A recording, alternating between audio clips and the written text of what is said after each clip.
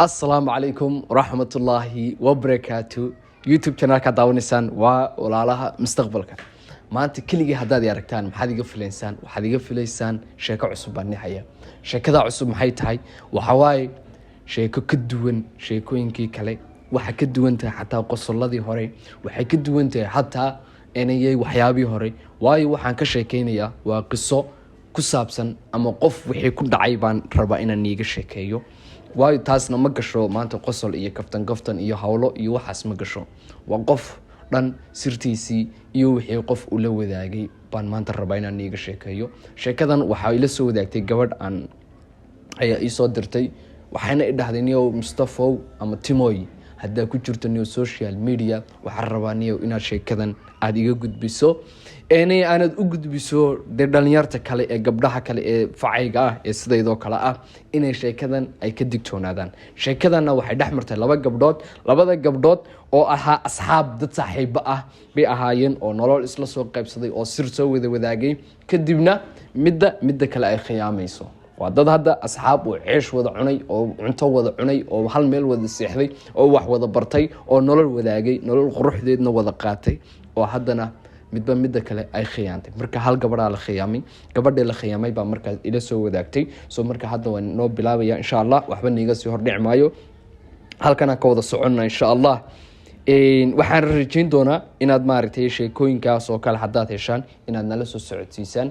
meelo badan oo nalagala soo xidhiidhana waan leenahay insha Allah. waxaad sheekadan aad saad u fahantayna waxaan rajayn doonaa inaad commentiga nagula wadaagi doonto, waayo commentiga waa halka kaliya aan ka sugno ra'yigaaga iyo waxa aad maanta aad hayso ama waxaad naga aaminsan tahay ama waxa aad fiidiyogaas sida aad u aragto inaad commentiga ku bixiso. soo markaa waxay tiri gabadhani hadda ka hor waxaanu saaxiib ahayn gabadh la dhaho, gabadha magaceega sheegtay. marka aniga magaceega ma sheegay, Hiblaanu isticmaalaya.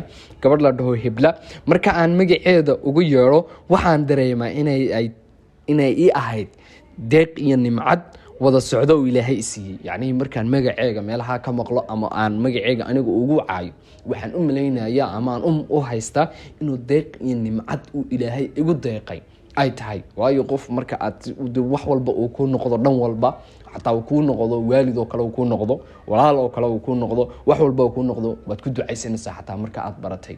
waayo barashadiisu aad bay qiimo ugu lahayd. waayo horena waxaa loo yidhi saaxiibkaagu wuxuu yahay adiguna waa tahay. marka gabadhaas waxaan rajaynayaa inay ahayd gabadh fiican siday magaceega ugu sheegayso, deequ Ilaahay siiyey. waxaan u jeclaa sida walaaladay, yacni sida walaalkeedoo kale ama walaasheedoo kale ba u jeclayd.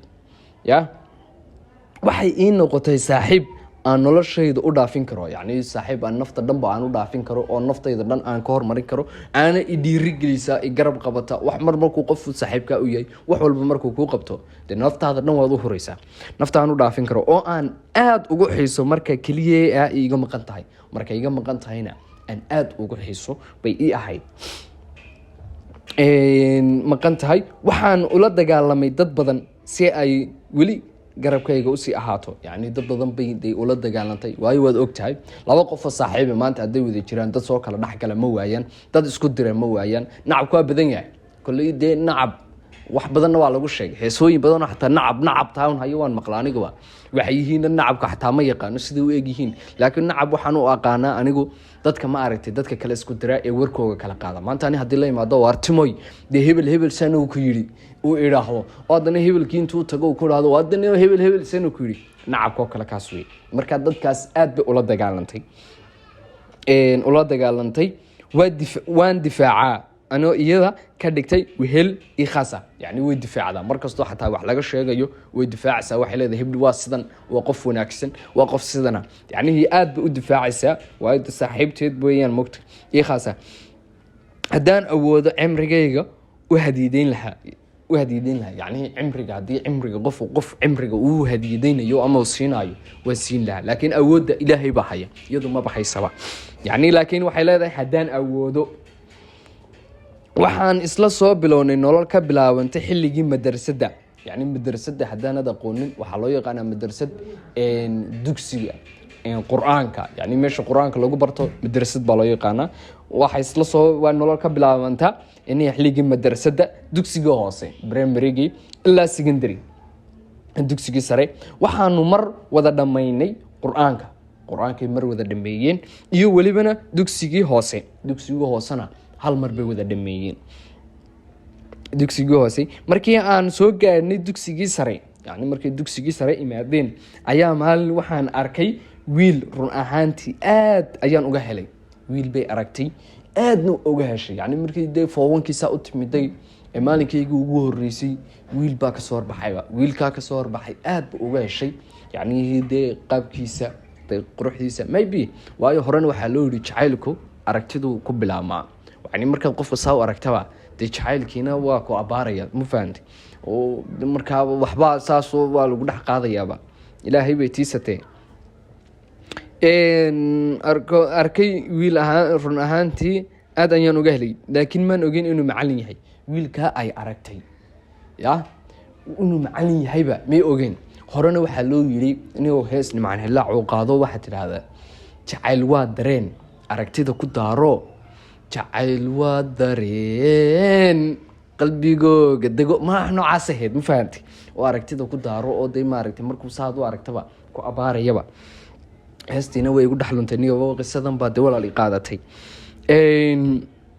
macalin yahay waxaan in badan iska fiirsan jiray markii aan ku arko daaradda, yani daaradda ama barxadda waxaa loo yaqaano dugsiga, maaragtay markaad iskuulka la joogo waxaa jirta meel safka lagu galo, oo markaad iskuulka la imaado safka intaa la galo qur-aanka marmar lagu akhriyo, marmar de wax layskugu sheego. barxadda ama iyo daaradda dugsiga magaciisa ma aan aqoonna uma lihi. anoo weli dusha ka fiirsanayay ayaan soo gaarnay foontoogii, yani iyadoo weli haddana dushii un ka fiirsatoon aqoonba usii lahayn, laakiin markay saa u aragtaba ay iska faraxdo oo iska qosasho, waxaan ku uri dee jacaylku waa noocyo badan yahay, ay aragtoba aad bay iskaga farxisay.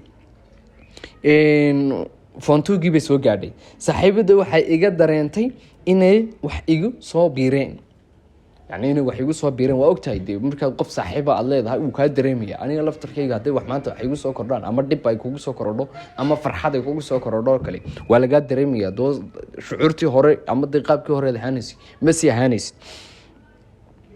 waxay weydiisay waxaa jira, waxaan u sheegay in aan macalinkaas jeclaaday oo aan rabo inay macalinkaas jeclaatay oo welibana rabtay u sheegtay. saaxiibteed markaa waxay ku tiri bal waan isla egno, waxay tiri saaxiib waxba ha ka warwarin. markaa saaxiibta intaa u sheegay waxay tiri waxba ha ka warwarin, anigaa kuu soo xerogelinaya. yacnihii waa ogtahay dee qof markaa saaxiib leedahay oo kale ood ku kalsoon tahay saaxiibta, inuu hebel ii soo xerogeli waa dhihi kartaa, ma fahamtay, waan ka helay. markaa waxay dhahday